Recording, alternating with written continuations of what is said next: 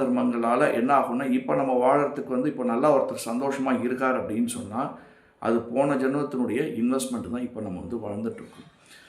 போன ஜென்மத்தில் வந்து அவர் நல்ல தர்மங்கள்லாம் பண்ணியிருப்பார், நிறைய நல்ல ஆன்மீக சிந்தனைகளோடு இருப்பாங்க. இதெல்லாமே வந்து அப்படியே வந்து கேரி ஃபார்வர்ட் ஆகும். ஆக்சுவலாக அடுத்த ஜென்மத்தில் வரும் அப்படின்னு சாஸ்திரங்க.